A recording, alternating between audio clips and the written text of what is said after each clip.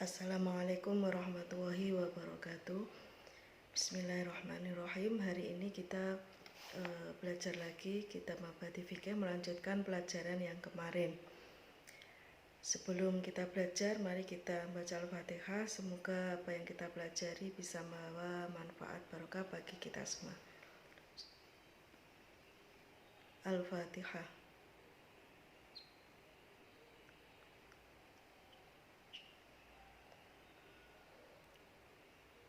Baik, kita lanjutkan yang kemarin, pelajaran kemarin. Silakan disimak baik-baik. Bismillahirrahmanirrahim. An-najasatul mughalladhatu. An-najasatu utawi pira-pira najis, al-mughalladhatu kang den abotake hukume. Al-mughalladhatu kang den abotake hukume. Hiya utawi najis mughalladhah iku najasatul kalbi, najise asu, anjing, wal khinziri lan celeng, wama lan anak, tawalada kang metu minhuma saking kalbi wal khinzir, au min ahadihima utawa saking salah suwijine kalbi wal khinzir, au min ahadihima utawa saking salah suwijine kalbi wal khinzir, ma'a hayawanin sertane hayawan akhara kang weneh. Wa tadhuru lan bisa suci apa najis mughalladhah. Wa tadhuru lan bisa suci apa najis mughalladhah bi khosriha kelawan masuh najis mughalladhah. Sab'a marratin kelawan 7 pira-pira ambalan. Sab'a marratin kelawan 7 pira-pira ambalan. Ihdahunna utawi salah suwijine sab'a marrat, ihdahunna utawi salah sijine sab'a marrat iku biturobin kelawan lebu tohirin kang suci, biturobin kelawan lebu tohirin kang suci. Liqouli sallallahu alaihi wasallam, krana dawuhe Nabi Muhammad sallallahu alaihi wasallam, tuhuru ina'i ahadikum, tuhuru ina'i ahadikum utawi sucine wadahe salah suwiji sira kabeh, utawi sucine wadahe salah suwiji sira kabeh, idza walagha ing dalem nalikane dilat menjilat, fihi ing dalem inak apa al-kalbu asu, iku ayu silahu yen to masuh ahad ing inak, iku ayu silahu yen to masuh ahad ing inak, sab'a marratin kelawan 7 pira-pira ambalan. Ulahunna utawi sab'a marrat ingku ing dalem kawitane ulahunna utawi sab'a marrat iku ing dalem kawitane, au ukhrahunna utawa ing dalem akhire.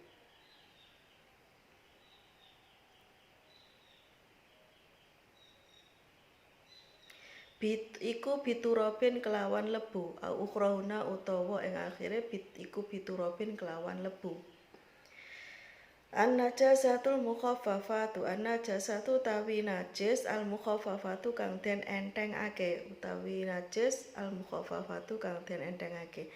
Hiya utawi najis mukhaffafa iku baulus sobiyi, pipise bocah cilik, alladzi lam yablugh kang durung tumeka sapa sobi, alladzi lam yablugh kang durung tumeka sapa sobi al-haulaini ing umur 2 taun. Walam yatakhodha lan durung mangan sapa sobi, walam yatakhodha lan durung mangan sapa sobi illa bilabanin angin kelawan susu ibunya. Wa tadhuru lan suci apa najis mukhaffafah, wa tadhuru lan suci apa najis mukhaffafah birashi mahaliha kelawan nyirati panggonane najis mukhaffafah, kelawan nyirati panggonane najis mukhaffafah, bil ma'i kelawan banyu. Liqouli sallallahu alaihi wasallam, krana dawuhe Nabi Muhammad sallallahu alaihi wasallam, yusalu den waso apa mimbaulil jariyati saking pipise bocah wadon cilik, saking pipise bocah wadon cilik, wa yurasyu lan den sirati apa mimba lil hulami saking pipise bocah lanang cilik. Amma sobiyatu anapun utawi bocah wadon cilik, amma sobiyatu anapun utawi bocah wadon cilik wal khunsa lan wandu iku fayajibu mongko wajib apa ghuslu baulaihima maso pipise sobiyah wal khunsa, maso pipise sobiyah wal khunsa. Jadi kita masuk sekarang pada bab najis. Yang pertama kita bahas adalah najis mukhaladhah atau najis yang paling berat. Najis yang paling berat. Jadi najis itu ada tingkatannya, kemudian efek dari adanya tingkatan najis ini adalah cara mensucikan najis ini. Najis yang paling berat adalah najis mukhaladhah. Nah, yang termasuk najis mukhaladhah apa saja? Yaitu najisnya anjing, khinzir itu babi, bisa babi yang diternak ataupun babi hutan liar itu. Wama tawallada minhuma atau anak yang keluar dari anjing dan babi ini, aumin ahadihima atau dari salah satu anjing dan babi ini beserta hayawan lain. Jadi anjing dan babi ini adalah binatang yang najis, kemudian anaknya juga najis, kemudian anak dari anjing atau babi ini beserta dengan hayawan lain pun itu najis. Jadi misalkan ada anjing dengan kambing, nah maka anaknya itu nanti najis, anaknya najis meskipun dengan hewan lain yang suci, jadi tetap najis. Jadi anak yang keluar dari anjing dan babi ini adalah najis, baik itu dengan dia dengan sesama anjing atau babi atau dengan hewan lain, anaknya tetap najis. Nah, cara mensucikannya adalah membasuh tempat yang terkena najis ini sebanyak 7 kali, dan salah satunya dicampur dengan debu yang suci. Salah satunya dicampur dengan debu yang suci. Nah, ini dalilnya tuhuru inayahatikum idza walagha fil kalbi ayghsilu asab amaratin ulahuna ukhrahuna biturabin. Ketika tempat ina itu tempat bisa tempat makan, bisa tempat pakaian. Tuhuru inayahatikum, ketika tempat kamu itu dijilati oleh anjing, maka basuhlah sebanyak 7 kali. Salah satunya, baik itu ulahuna au ukhrahuna, di awal atau di akhirnya, biturabin, dicampur dengan debu yang suci. Jadi dalam 7 basuhan itu yang dicampur dengan debu yang bagian mana? Terserah, mau yang di awal, di tengah, ataupun di akhir itu boleh. Yang penting salah satu dari 7 itu dibasuh dengan debu. Nah, di sini meskipun anjing dan babi ini adalah binatang yang najis, tapi perlu dipahami bahwa ini tidak membuat kedua binatang ini harus kita sakiti. Nah, beda dengan antara kita menganggap ini najis atau kita menganggap ini sesuatu yang menjijikkan, itu beda.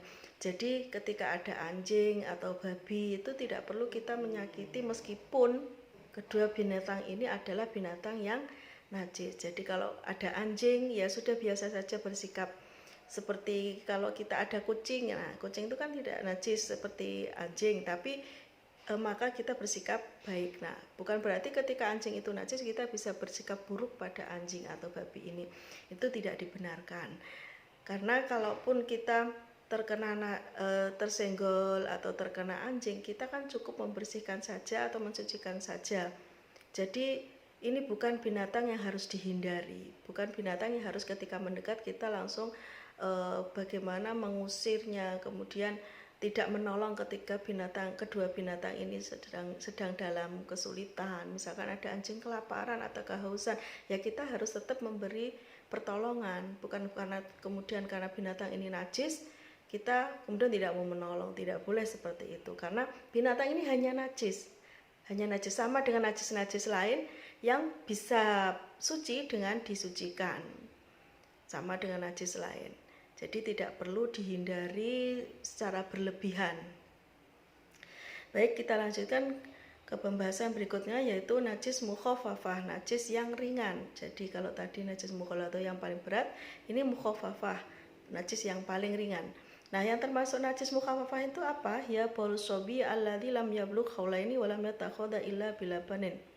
Yaitu air kencingnya anak laki-laki kecil. Nah, yang kecil yang belum berumur 2 tahun, kemudian belum makan apapun kecuali air susu ibunya.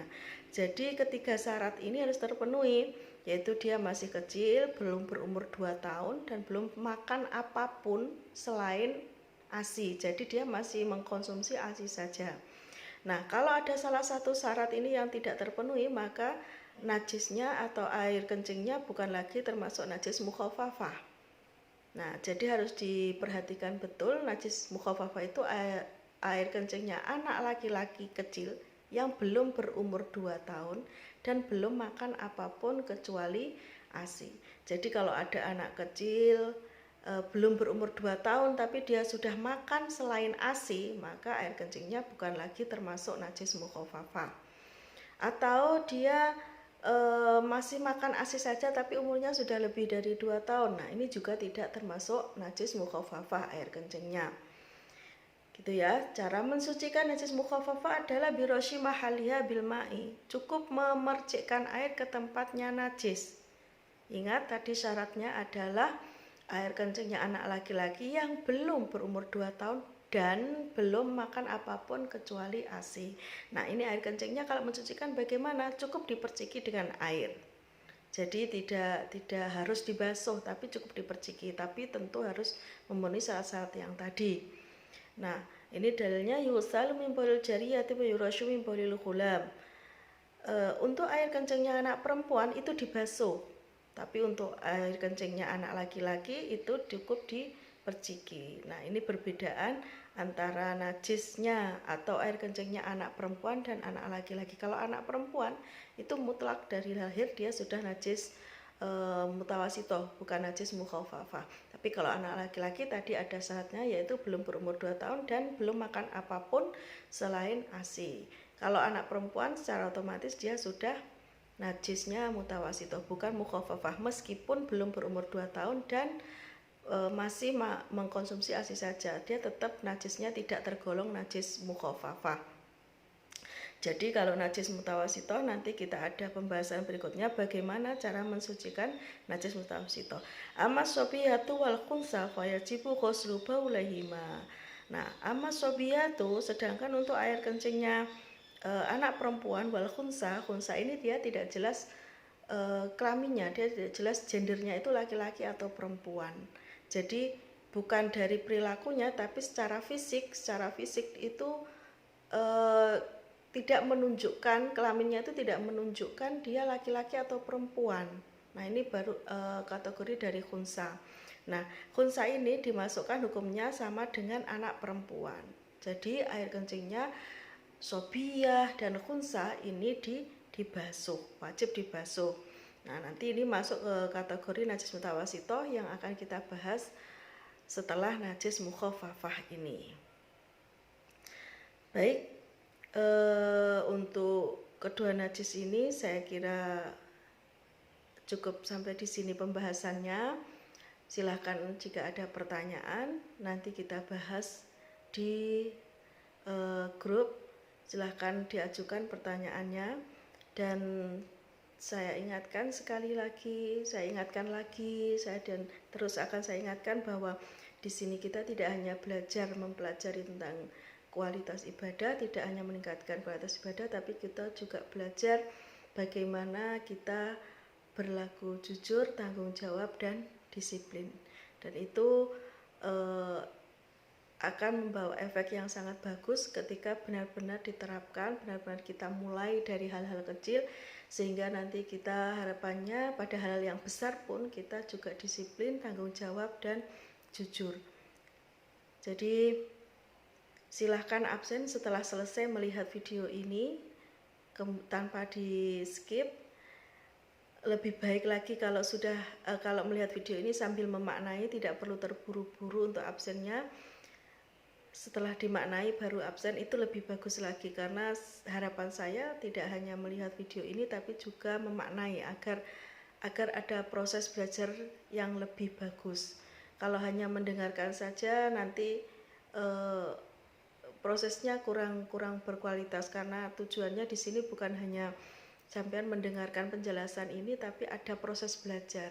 Kalau hanya materi seperti ini sebenarnya kan bisa dipelajari dari buku-buku terjemah atau buku yang lebih mudah dipahami daripada harus memaknai kitab, harus belajar bagaimana, apalagi yang belum mengenal bahasa Jawa harus belajar bahasa Jawa. Tapi di sini yang perlu diingat adalah kita tidak hanya mencari pengetahuan tapi kita menghargai proses pembelajaran. Baik, saya akhiri sampai di sini. Terima kasih dan mohon maaf bila ada kekurangan dan kesalahan. Assalamualaikum warahmatullahi wabarakatuh.